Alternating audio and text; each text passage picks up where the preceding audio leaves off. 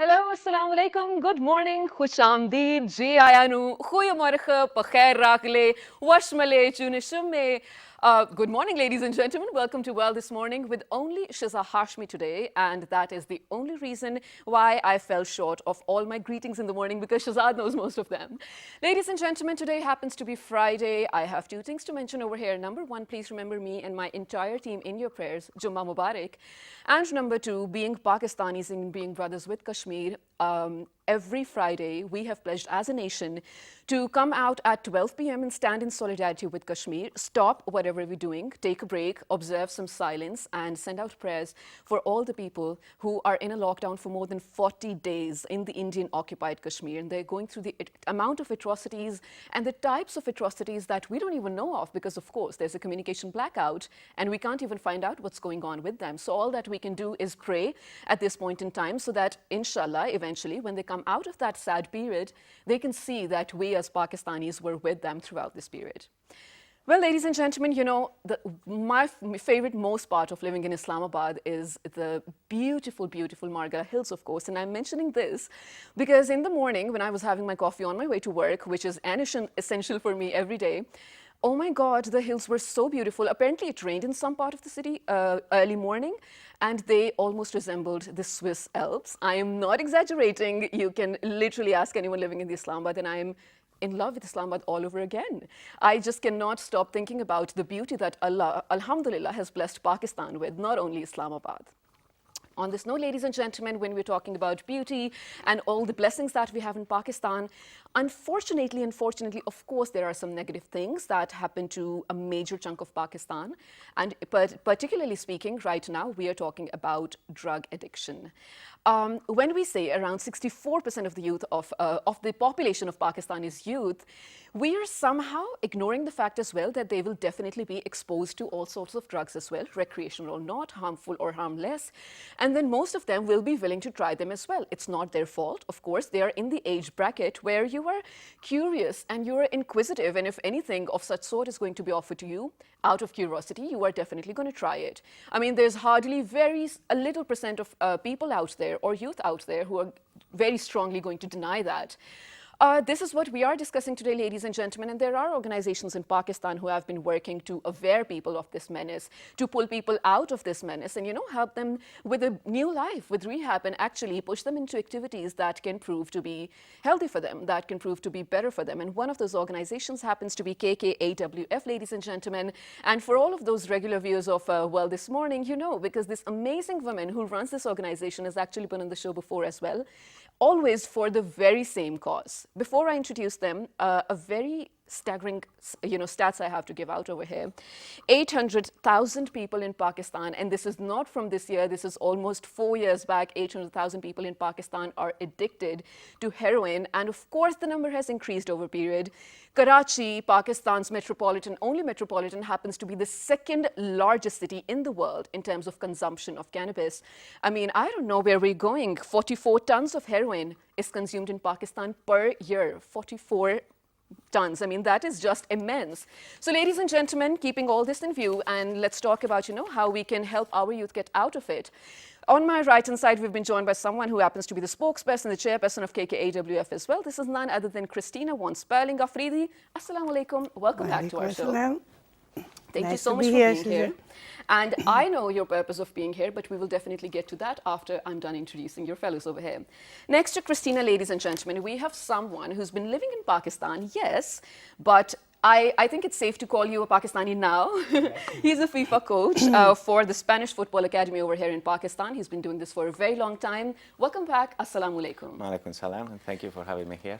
Absolutely my pleasure. Now, next to Jose, we have someone who is a footballer right now, has represented Pakistan nationally and internationally. And inshallah, I really hope he's going to, be the super athlete of Pakistan in the future as well. Here we have with us Haseeb Khan, a sportsman, a footballer. Assalamu alaikum. Welcome to the show. And next to Haseeb, I am so absolutely proud to introduce this one because for so many reasons, we are going to talk about that throughout the show as well. She is Sayyida Fiza Hussain, a footballer. Assalamu alaikum. Welcome to the show. Assalamu alaikum. Wa alaikum salam. So Christina, let's start this discussion with you. For 4 years now, every year you hold a walk, you hold a sort of a competition, you gather people to bring their attention to one specific cause. Tell us all about it, and why did you start it? Well, unfortunately, I started because I lost my only child, 19 years old Kkwm, Kareem Khan. on drugs. I mean, he went out with some friends to a party, and he never came back. So I thought with myself what I'm going to do with my life, and the only solution that encourage and make me continue to live is that I decide that all teenagers are my kids, and I have to do something. So the mothers should not go to this, because no mother or parents deserve to bury their child. So for this, I mean, we had been the first organization to open up a dialogue on this issue. And we've been succeeding. We've been talking in education institutions and wherever we can make our voice heard. It's about this menace of drugs. That's what we do. All right, so first of all, before we dig in deeper, Christina, I am so proud of you for coming here. And then, mashallah, you have such a big and courageous heart that you're here on national television in front of hundreds and thousands of people accepting what the story of your life, first of all, and then, you know, coming up with a solution to offer to all the mothers out here. Because I'm going to speak on behalf of a lot of mothers, unfortunately, who have lost their kids to this menace. There's a, stigma, we can say, associated with it, and not a lot of people are going to agree or accept in front of the public that this happened to my child. For so many reasons, we're not going to discover that, but so brave of you for doing that, and then for helping Pakistan. So what you do is you bring in a sport and engage the youth with it so that they can channel their energies Yes, in the right direction. well, we have, right now, we came to your show to talk about our events tomorrow, which is International Overdose Awareness Day. All right. This is, it's start in Melbourne in Australia in 2001. Okay. And since then, it's a global event. And since we launched Kkwm Hana Afridi Welfare Foundation, we've been commemorating with sports. Okay. Because this is one of our projects that called Sport is the Answer. And so we have named in Pakistan Save Tomorrow, because this event is time to remember, time to act. Right, absolutely. So, and give opportunity for the people, for the family, for the friends, to open, not break the stigma of talk about of overdose death, Right. and to open the dialogue and to try to avoid, because this is awareness is always to avoid casualties. Absolutely, And the absolutely. people that have been trapped in this, we also give them hope that there is way to get out, There's and light at the end of the tunnel. yeah, there is a light at the end if you want. If you want, absolutely. Yeah, The if most you important part, if you're willing to seek help. Now, moving on to you, Jose Alonso. How did you become a part of this? Now, we know this year it's all about football, and you being a football coach, I understand that. But with Christina and then working for this specific cause, how did it happen? Well, I met Christina when I get here. I mean, she's a lovely person, like anyone who knows her will say. Yeah, definitely. And well, she asked me for help. I'm coaching a few kids. I'm trying to teach them some life essential skills through football, and try to make them active. Try to change a little bit, the situation here, because I believe, in this time of, especially, with all this digital access, all the kids Right. have to tablets, to YouTube, where they can just choose what they're watching and all that. So I'm trying to create a safe environment for them where they can develop all the social skills and all these Right. abilities. And I think, agreeing with Christina, if all these kids get involved in anything, whether it's music, whether it's sports, whether it's anything, they're going to have something to live with, and most likely, will be away of all these temptations that many times they happen when you're just bored, you don't know what to do. And I know, right? Thank you so much for saying that. But Jose, since you have taught and trained kids in places other than Pakistan as well, do you feel like this youth, now this can be a yes or no, totally dependent on you, Pakistani youth is open to the idea of spending their energies and spending their times into something like sports? I mean, I'm pretty sure people like Hasib and Fiza are, but generally speaking, on a larger scale. Look, yes and no. I haven't traveled that much Pakistan. I've just been, basically in metropolitan areas. But what I've heard, people up north and in the mountains, they are involved because they're more in contact with nature, and and there's like, maybe they have more spaces, to do all these type of things, Right. and they're probably more active. But I do feel here that yes, that kids should be more active, Should be and more involved. parents should be more involved as well, you know, in Okay. making their kids active. I mean, I've Absolutely. got to a tournament where there were maybe 24 or 28 kids, you know, of under 12. And Okay. really, I mean, I look up to see, and maybe there were like 5 parents watching their kids play. And this is something you don't see in That's Europe. discouraging. I mean, I'm a father of 2, and I try to get involved as much in my kids' activities. You know, I go there and watch them, I support them. I know when a kid scores a goal, he's going to look up, and the first thing they look, maybe they can tell you, you know, they'll be happy to, you know. Right. You want to But add if I something? can just add something, actually we are in total crisis. Let's be frank regarding to physical education in Yes, Pakistan. yes. We have actually 135 million below age of 25. Yeah. That's the contingent of youth that we have here. We equivalent at 10 countries in Europe put together, or in the Middle East, if you wish. Right. So the sports policies we have, it's very good, have not been implemented. And I'm constantly talking to the government on this regard. And it's very clear there that every education institution should have a minimum of 4 hours of physical education per week. Oh, okay.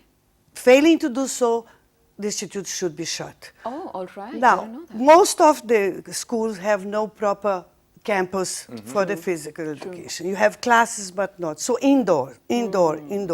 So we have to reverse the situation. We have to really try to implement the policies, which is a very, very clear there. And Pakistan lies the lowest country in South Asia regarding to physical education. Oh, wow. So, I mean, look at us, Shiza. Where are we in the Olympic chart? We are nowhere to be seen, to be honest, on the Olympic chart. And now, since you've mentioned, you know, us being a lazy generation, I'm just imagining right now we're thinking 64% is youth. But few years, 10, 20 years down the lane, we're looking at 64%, you know, population of senior citizens who are so lazy and not willing to do anything. I really hope we don't go there. I always put this way, just so I want to add this, is that look who are the top on the Olympic chart. And who are those countries on the top of Olympic chart? What are their role in the world? Right, absolutely. I mean, you see United States, China, Russia. I mean, Great Britain start to give more importance. I mean, and other countries. But Right. let's talk about the 3 top ones. And what are their role in the world? So it must be some connection Definitely so. to be there and be ruling the world, practically, Right. let's say. Right, I No? agree So with that. we really need the discipline. All right, thank you so much for saying that, Christina. Now, both of you, I'm going to dig deeper into your story because a lot of youngsters out there are definitely watching this show. And Fizza, specifically you, because I happen to know a lot of girls who aspire to be athletes or sportswomen in any capacity that they can. So, Hasib, I'm so sorry, but I'm going to start with Fizza over here. How did you, get involved in this? And you're coming from Peshawar.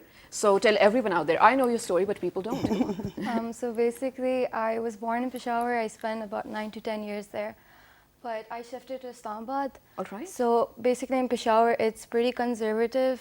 So I didn't really start there. But when I came to Islamabad, when I was born, I was always really energetic, running here and there. And I have 3 older brothers, so they also have an influence over me. Right. So when I came to Islamabad, when I went to school, there was a new coach. He was hired in our school, and he saw potential in me, and he invited me to a club called YRS. That's where it all started. I started playing and started engaging in And it's sports. been a part of your life ever since. Yeah. All right. basically. So you have represented Pakistan internationally once, and inshallah, we hope so. You're going to do that in the future as well. Now, coming on to you, Hasib, how did you become a part of this? And then I want you also to tell everyone out there, you being a teenager, I assume, teenager? Yes. Oh, all right. So, definitely, everyone, naturally, you have a lot of hormones going on inside you which need you to exert your energies in one way or the other. And you chose to do this, which is working out for you fine, mashallah. So, how was this decision? Was it easy or not? Oh, it was never easy, of course. Yeah. It all started from, a boy dreaming to play at the top level of football. Yeah. And well, the journey was really hard. I had at that time when we lived in Peshawar, we didn't have the culture of video games that much. Okay. But yes, I had access to it. Yet I never chose to play or, sit or just, play those Or games. become a 'cause house mouse. Oh yeah, exactly. I hated to be that. Okay. And so, just like her, also had like energetic. I had issues actually. I could not sit in one place. I had to run or do something at the physically. Okay. So yes, when we shifted to Islamabad, we were provided the environment, and I was given the opportunity thanks to my parents. They really supported me. Of course. And for me, I think parents play a big role in this. Definitely. Like now, I tell you in my house, it's a rule not to use the phones too much, I don't have any video game in my house. Nice. That's a good thing, though. And exactly that's what, like, you limit your options. You limit your focus. You focus towards one thing, and that's really important. I think. Absolutely important. So guys, both of you, now you're a part of Christina's initiative as well. We have definitely started talking about football, but do you guys realize how crucial and important role that you guys have been given, because you are now, let's say, the poster child of her initiative for this year. How do you feel about that? It's an honor, to be honest, and when you know every sport that is physically demanding, you cannot imagine, and drugs are simply out of question. If only you develop a competitive trend amongst them in order to be at the top of your fitness, all the players like tend to go towards the positive things, positive energy, positive thinking, and that is how they reject the option of drugs and smoking, even cold drinks, and I think that's a good thing. Wow. Do you feel the same way, Fazan? I certainly do. I feel honored, obviously. And I feel it's necessary because I personally come across many people, friends or not exactly family, but they are indulging into drugs, and it's pretty common. They either do it due to peer pressure or to just look cool Out in of a curiosity, way, exactly. which I find pretty dumb in a way because they're ruining their body. So I think it's really important to indulge yourself into something productive. Yeah. Now, Fiza, you are smart because you realize over here they're ruining their body, they're ruining their times. But Jose and Christina, since I have siblings in high school as well, so I realized when I was getting more involved in their activities and whatnot, this is the high school culture developing in Islamabad, developing in Karachi, in major cities of Pakistan. And teachers and elders have sort of, given a shut eye to it. They're not acknowledging the real matter on hand and sort of allowing it. How do you think, it's so accessible to each and every student out there? Well, Shiza, when you become a dependent, that you cannot live without something, you have to generate some money to purchase that thing. So we have cases of lots of addict that becomes a peddler. So how can access there? So to maintain their own addiction, they become a peddler. They start to sell. Right. So it's very difficult, of course, to go and catch all this because you have this small, let's say, business going on that to maintain people's addiction. Absolutely. So this is very dangerous, and the fact that the youth think that this is cool, I feel quite sorry. Because when you cannot live without something, it means that you are a slave. You're not getting to freedom of mind, or you become a slave. And making someone business flourish. Oh yeah, illegal business. Illegal business flourish. So you'd like to be an instrument of someone else's business in this thing. Right. And it's like a slow suicide because you put poison inside you. Exactly. Why should you do that? You are so right about that. And Jose, since you are a trainer to a lot of students out there as well, do you feel or do you acknowledge at least that this culture is developing in high schools especially? Well, my kids are too young, so hopefully No, like generally, of course, because you live in Pakistan. it is there, and it's not, it's a global problem. We can't face things like this. It's just happening in Pakistan. It's happening like worldwide. And it's an industry, same way as weapons, and it's a $1 trillion industry. It is indeed a $1 trillion industry. And, ladies and gentlemen, so a lot of, addicts start out with just trying. This is, as Christina very rightly mentioned, it's peer pressure sometimes. It is sometimes out of curiosity.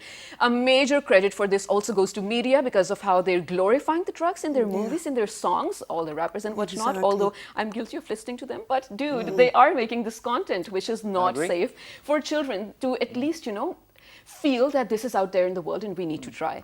So naturally, if you're putting in a substance that is illegal for you, of course, for you, your body as well, You will get addicted to it if you slowly, like Christina said, it's a slow death, but sometimes your body is not even ready or willing to accept it. And that is when the real harm begins. I mean, you don't know how your body is going to make a reaction to it. So if unfortunately you, I don't know, pop a pill or take any sort of drugs, ice is so common in Pakistan, even, you know, every student out there is utilizing it. Unfortunately, maybe your body is not ready for it, and then it goes into a, you know, crash down. And what happens to your family next? What happens to your friends next? They're answerable to each and everyone out there in the society. You are not, because you are just done with that 5 minutes of high, but it stays with your family for the rest of their lives. So it is absolutely so crucial to stay away from these things, of course. Yes. That's why I would like just to say that, just correcting a little bit the figure that you mentioned before. Okay. It's not under 800,000, it's 8 million. Oh, right. So it's really, the situation is not as is. it is out of a population of 220. So it's a big portion. And you just keep on increasing. This is like, you know, that contaminates. And of course, when you talk about curiosity and adolescence, yes, but we have to remember that curiosity kills the cat. It kills, definitely. So, so you have to be curious, but if you have a little bit of brain, you have to also see the consequences. Right, As you mentioned absolutely. before, you don't know what is your body prepared to. True. You can have once, it's okay. You can have twice, it's okay. But the third time is not okay. And you can even go. in some cases, for the first time, it's not okay. Because, I mean, you know, for the first time when you're doing it, you don't even know how it's going to be. And She said they are making rubbish. People are putting in their own body rubbish. I mean, it's a chemical that you use also to clean the floor. You don't know what you put to have this high that, you know. It's not even worth it, to be honest. Not worth it. I mean, you have the hormones, I mean, during, all upside down, of course, during that time. And that's why when I say that sport is the answer, is where you stimulate your endorphin. And endorphin is the natural kick that God has put it inside us. Right. Because more you have physical exercise, you feel good, you feel, you know, confident, you building your body, you building so many things, discipline. Sports makes the character of the nation, you know, build the character of the nation. No, sports So can this be a is- drug, basically. You Yeah, ask these this guys, is I'm very sorry, if they don't important. if they don't do sport for a while, right, you'll miss it. There's something in your body calling you for sport. So I'm guessing, I mean, Definitely, sports is a That's- drug as well. yeah. The good one that we're The The good good one, that's what I'm one, saying, the yes, good the good healthy. one. Get hooked on that. and it has to start, and it has to start at young ages. And it's very strange, you know, like maybe there are cases it's like that, but it's very rare, you know, the 4 or 5-year-old who tell the parents, you know, oh, I want to play football, I want to do that. So I think it's the job of us parents, you know, to try to you know, make them try different things, you know, different sports, different activities, you know. So I'm sure they will find, you know, they will find their way and they'll find their own. Yes, I and that think- is so important as well. Very rightly, Jose, you mentioned that, you know, a kid will have different type of urges. You know, maybe he wants to be an artist, maybe he wants to be a, you know, football player, what not, so many other things. But it is at that age responsibility of the parents to push them into the right direction. Which is why I will have to bring the element of media in here again, and how I mentioned, you know, for past few decades, media has been glorifying drugs. We cannot deny that. Again, I feel like more than children, parents have to be really in control of what their children are exposed to, because at that age, kids cannot really make the right decisions. So when we come back from a very short break, this is what we're going to discuss. And then Jose and Christina, your view on, you know, how parents should come in and sort of put limits to the media content. Right now, ladies and gentlemen, we have a report about this drug addiction happening in Pakistan right now, the magnitude of this problem. Let's take a look at that, and then we're heading out to a very short break. Stay tuned. Good morning. International Overdose Awareness Day is a global campaign that works towards preventing overdose, reducing the stigma associated with it, and providing support to families and loved ones of overdose victims. Overdose, if anything, is bad. It can kill you and harm your loved ones. Say no to drug overdose. International Overdose Awareness Day acknowledges the grief felt by families and friends, remembering those who have died or suffered a permanent injury due to a drug overdose. A vast majority of overdose deaths occur due to opioid abuse. Opioids are a class of drugs that reduce the intensity of pain by interacting with proteins called opioids found in human brain, spinal cord, and other organs. International Overdose Awareness Day spreads the message that the tragedy of overdose death is preventable. Thousands of people die each year from drug overdose. They come from all walks of life. If you want to be lost in something, be lost in something good. Drug overdose is definitely an issue, not only in Pakistan, in so many different parts of the world as well. Right now, we're heading out to a short break. When we come back, we are going to talk about the role of media in sort of controlling this menace. Stay tuned. Good morning.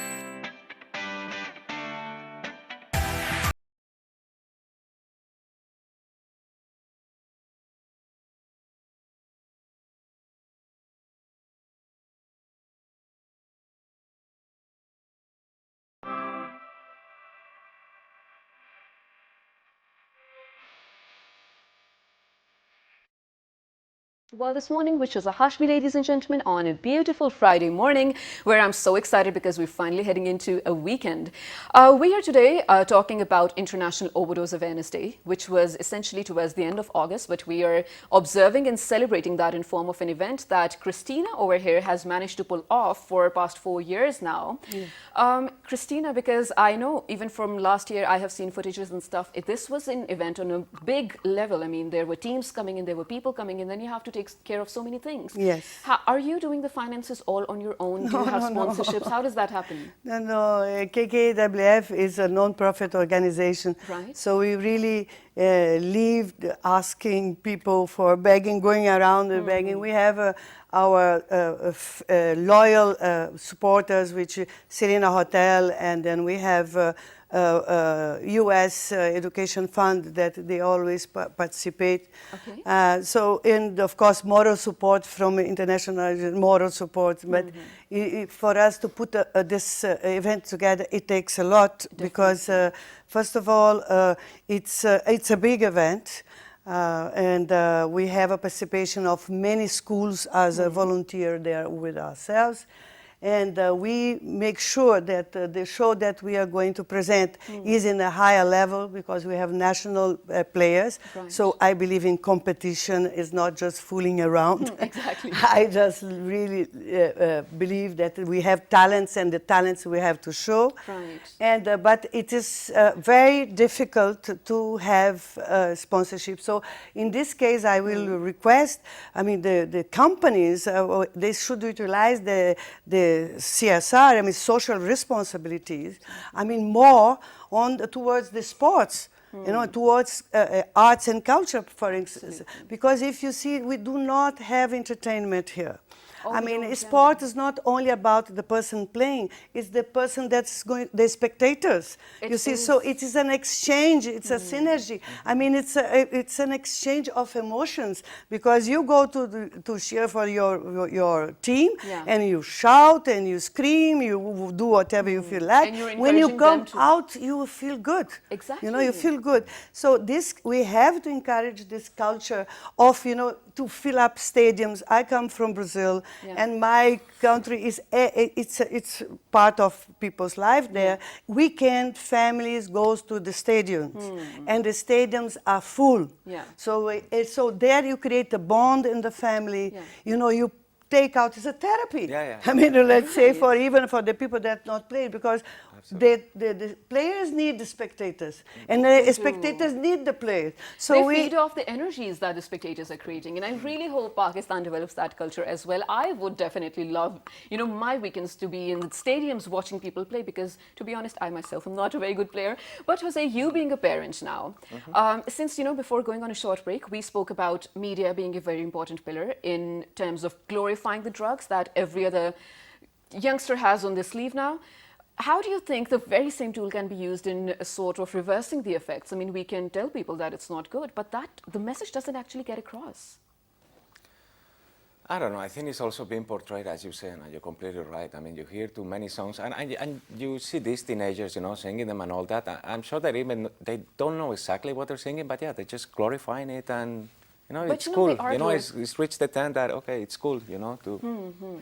I think that the entertainment industry has to big part to blame for what we have.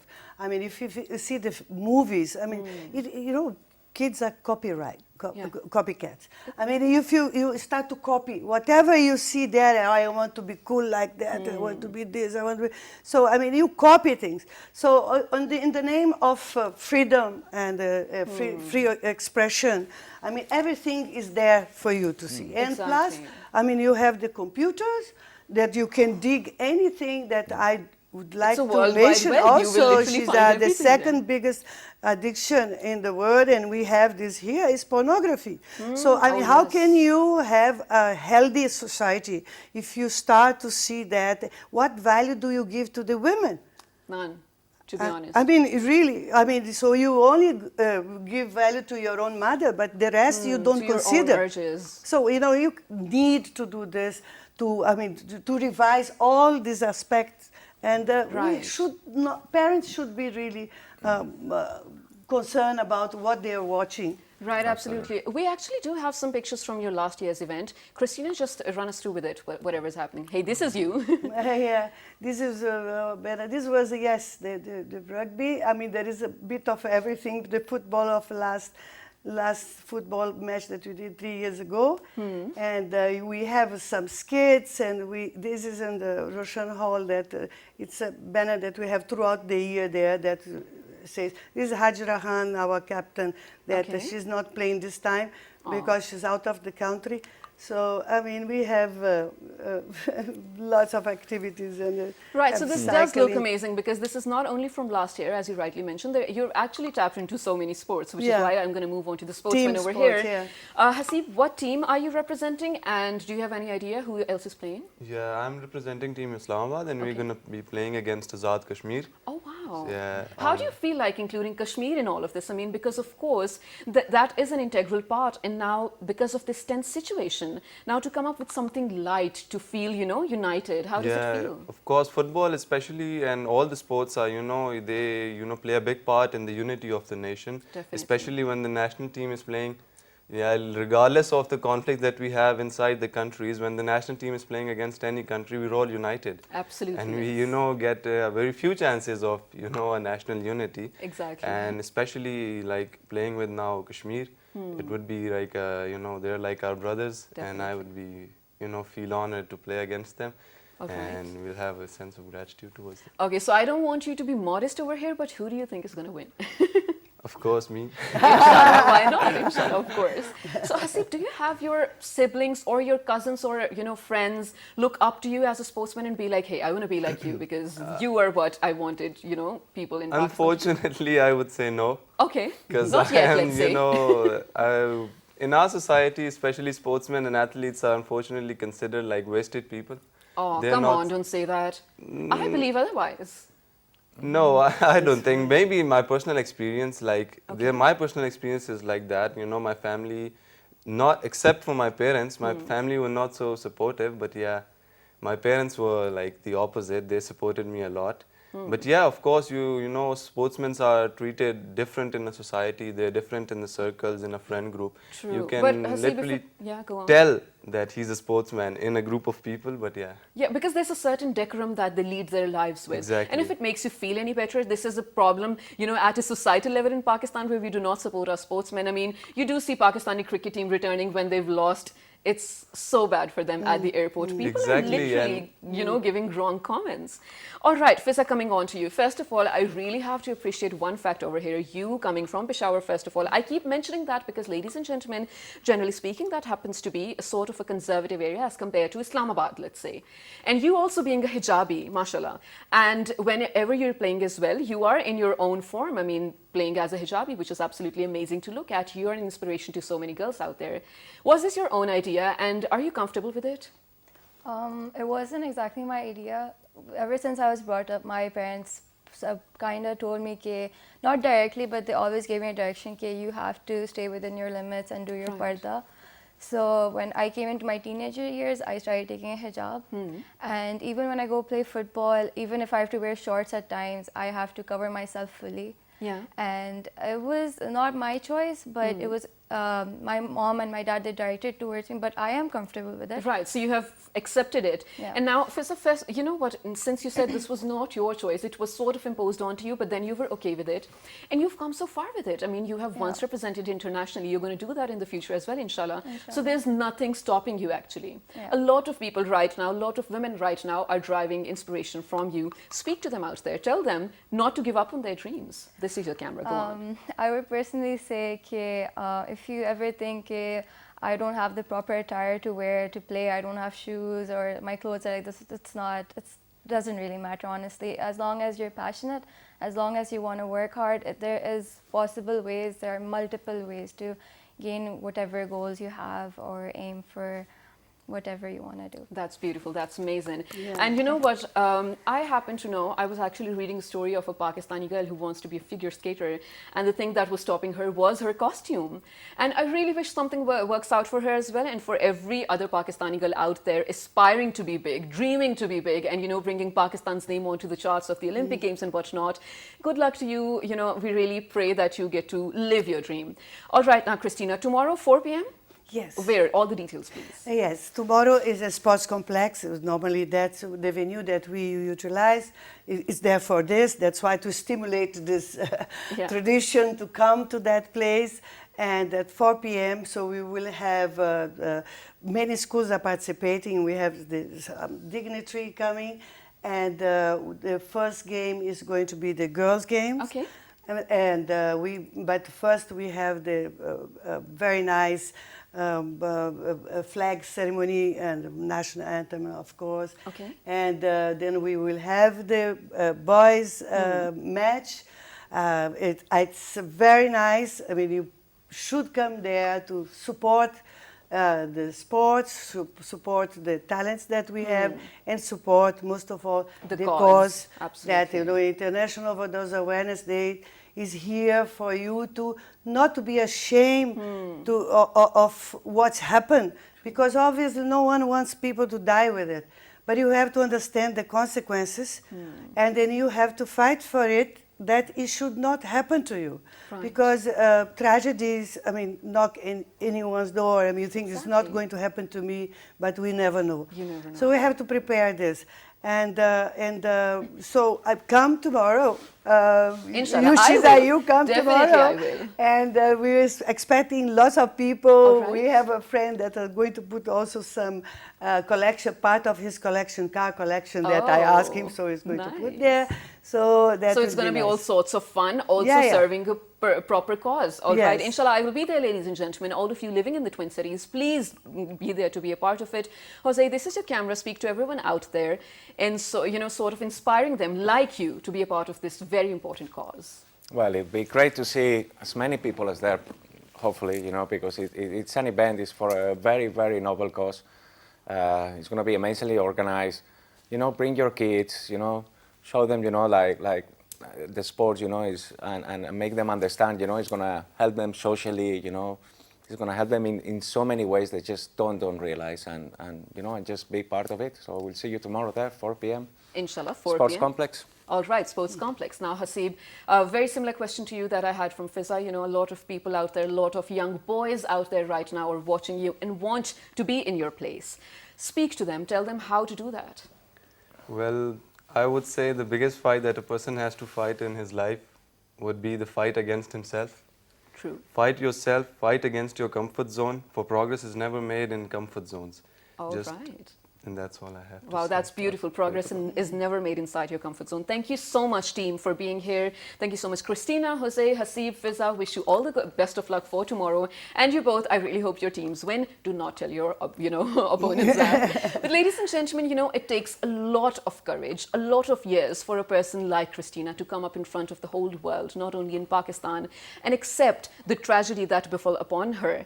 And then, come up with a cause, with a sort of a solution to actually protect each and every single Pakistani youth out there and protect the parents from this tragedy, because it happened to her, unfortunately, and she does not want it to happen to anyone else. Please be there, support the cause, even if you cannot be there, if you're not in the Twin Cities. Support this cause on your social media. I mean, go out on Twitter, talk about it, go out on your Facebook, talk about it.